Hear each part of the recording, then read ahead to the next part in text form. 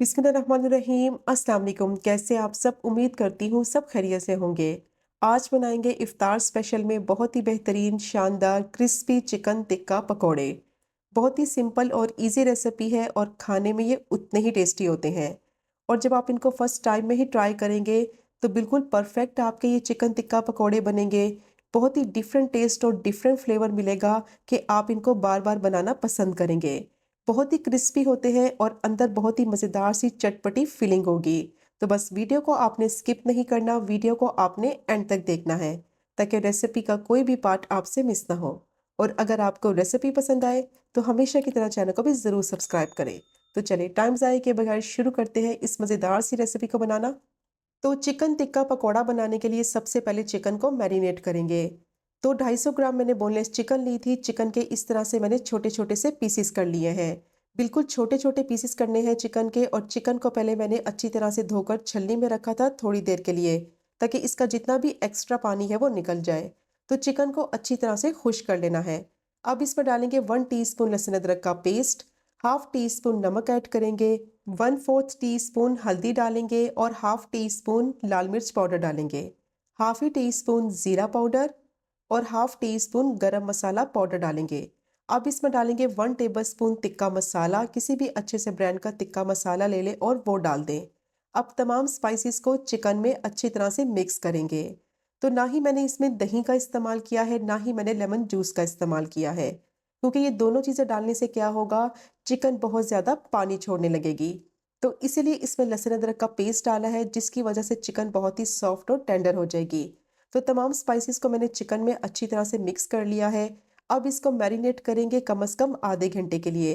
तो चिकन के बहुत ही छोटे छोटे पीसेस किए हैं, तो इसीलिए इसको ज़्यादा मैरिनेट करने की ज़रूरत नहीं है।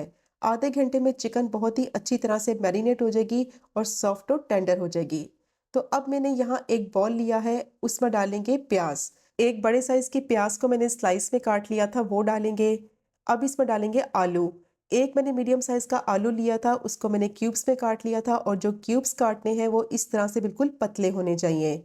और अब इसमें डालेंगे बिल्कुल बारीक कटी हुई 3 अदद हरी मिर्चें। आधा कप इसमें डालेंगे बिल्कुल बारीक चॉप किया हुआ हरा धनिया और आधा कप ही इसमें डालेंगे बिल्कुल बारीक चॉप किया हुआ पुदीना। दोनों का फ्लेवर जो है वो बहुत ही अच्छा आएगा पकौड़ों में। अब इसमें डालेंगे मैरिनेट की हुई चिकन। तो चिकन को आधा घंटा हो गया था, बहुत अच्छे से ये मैरिनेट हो गई थी और देखें चिकन ने पानी बिल्कुल भी रिलीज़ नहीं किया, बिल्कुल चिकन ड्राई है। तो अच्छी तरह से पहले इसको ड्राई करना है, फिर मैरिनेट करना है। अब इसमें डालेंगे बेसन। तो 1 कप मैंने बेसन लिया है और अभी मैं इसमें 3/4 कप बेसन डालूंगी और थोड़ा सा बचा लेंगे जो कि बाद में इस्तेमाल करेंगे। 2 टेबल स्पून चावल का आटा डालेंगे। तो चावल का आटा डालने से बहुत ही क्रिस्पी पकोड़े फ्राई होंगे। और अब इसमें डालेंगे 1 टेबल स्पून कसूरी मेथी। कसूरी मेथी को मैंने थोड़ा सा ड्राई रोस्ट कर लिया था और हाथों से क्रश कर लिया था। इससे बहुत ही अच्छी खुशबू आती है। 1 टेबल स्पून ही भुना कुटा हुआ धनिया डालेंगे। धनिया का पाउडर नहीं डालना, इसको थोड़ा सा दरदरा सा पीस कर डालना है, इससे फ्लेवर बहुत अच्छा आएगा। 1 टीस्पून कुटी हुई लाल मिर्च डालेंगे और हाफ टी स्पून नमक डालेंगे। नमक जो है वो चिकन को मैरिनेट करते वक्त भी डाला था, तो नमक की क्वांटिटी आप अपने टेस्ट के अकॉर्डिंग ऐड करें। अब तमाम चीज़ों को अच्छी तरह से पहले मिक्स करेंगे। अब इसमें प्याज है, आलू है, तो वो अपना मॉइस्चर रिलीज़ करेंगे। तो पहले अच्छी तरह से इसको मिक्स करेंगे और अगर ज़रूरत पड़ी तो बाकी का बेसन शामिल करेंगे। और अगर इस स्टेज पे पानी शामिल करेंगे तो बैटर बहुत ही पतला हो जाएगा, तो इसीलिए सबसे पहले ड्राई चीज़ों को मिक्स कर लेंगे।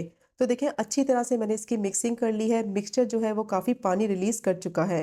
अब इसमें बाकी का बेसन डालेंगे और अच्छी तरह से इसको मिक्स करेंगे।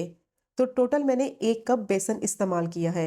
अब इसको पहले अच्छी तरह से मिक्स करेंगे और जैसे ही सारी चीज़ें बेसन में मिक्स हो जाएंगी और जितना पानी इसका निकलेगा प्याज का और आलू का, बेसन उसको एब्जॉर्ब कर लेगा, तो बाद में उसके मुताबिक पानी शामिल करेंगे।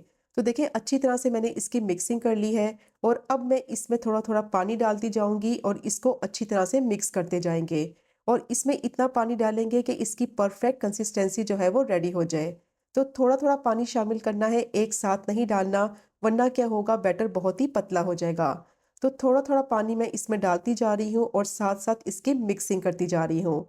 और बैटर की जो कंसिस्टेंसी है वो इतनी होनी चाहिए कि ना ही ज़्यादा पतला हो और ना ही ज़्यादा गाढ़ा हो। तो देखिए अच्छी तरह से मैंने इसको मिक्स कर लिया है और टोटल जो मैंने इसमें पानी का इस्तेमाल किया है वो आधा ग्लास पानी इस्तेमाल किया है। बिल्कुल परफेक्ट इसकी कंसिस्टेंसी जो है वो रेडी हो गई है और जब बैटर को हाथ में पकड़ेंगे तो ना ही ज़्यादा गाढ़ा है और ना ही ज़्यादा पतला है।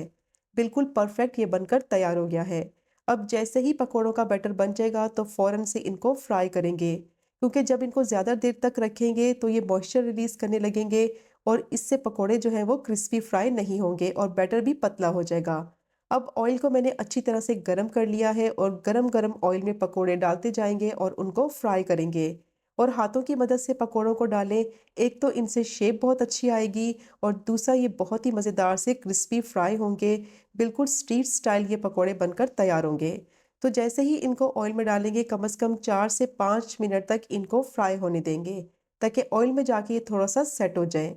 और जैसे ही सेट हो जाएँगे तो फिर इनको चम्मच की मदद से चलाते हुए सारी साइडों से अच्छी तरह से फ्राई कर लेंगे, ताकि अच्छा सा गोल्डन ब्राउन सा इन पे कलर आ जाए। तो बहुत ही बेहतरीन मज़ेदार क्रिस्पी ये पकोड़े बनते हैं।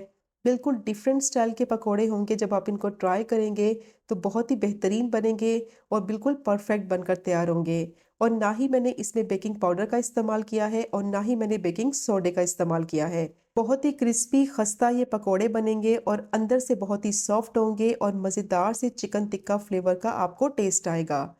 तो पकोड़ों को मैंने अच्छी तरह से फ्राई कर लिया है। 7 से 8 मिनट तक इनको मीडियम टू हाई फ्लेम पे फ्राई करना है। तो देखें कितना अच्छा इन पे कलर आ गया है और चम्मच मैंने कंटिन्यूस इनमें चलाया है, ताकि सब जगह इवनली इन पे कलर आए। तो बहुत ही मज़ेदार क्रिस्पी जो है वो पकोड़े फ्राई हो गए हैं।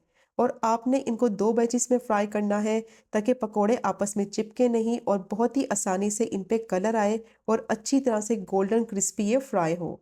तो इनका कलर चेक करें कितना ज़बरदस्त लग रहा है और कितने क्रिस्पी ये कुरकुरे पकोड़े बनकर तैयार हुए हैं। और इनको आप कितनी देर तक भी रखेंगे ना तो ये क्रिस्पी ही रहेंगे। बहुत ही मज़ेदार चटपटी इनकी फीलिंग होगी और जब आप इनको ट्राई करेंगे ना तो बार-बार इनको बनाना पसंद करेंगे। अगर आपके घर में कोई इफ्तार पार्टी है तो ये रेसिपी आप ज़रूर ट्राई करें। बहुत ही यूनिक रेसिपी है। बिल्कुल डिफरेंट स्टाइल के ये पकोड़े बनते हैं। बनाने में बेहद आसान है और खाने में ये उतने ही जायकेदार हैं। तो सारे पकोड़े मैंने इसी तरह से फ्राई कर लिए हैं और अब मैं आपको चेक कराती हूँ कि बाहर से देखें कितने क्रिस्पी हैं। बहुत ही क्रिस्पी बनते हैं और जब आप इनको 1 से 2 घंटे के लिए भी रखेंगे तो ये क्रिस्पी ही रहेंगे, क्योंकि इनमें चावल का आटा शामिल किया है, उससे पकोड़े बहुत ही क्रिस्पी फ्राई होते हैं। और अंदर से इनकी लुक चेक करें कितने टेस्टी लग रहे हैं और चिकन कितनी अच्छी तरह से सॉफ्ट और टेंडर हो चुकी है। तो ज़रूर ट्राई कीजिएगा ये मज़ेदार से चिकन टिक्का पकोड़ा की रेसिपी को। बहुत ही टेस्टी बनते हैं और अगर आपको आज की वीडियो पसंद आए तो चैनल को सब्सक्राइब करें, वीडियो को लाइक करें और शेयर करें। इंशाल्लाह मिलेंगे अगले कुकिंग व्लॉग में फिर एक नई रेसिपी के साथ। तब तक मुझे अपनी ख़ास दुआ में याद रखें। अल्लाह हाफ़िज़।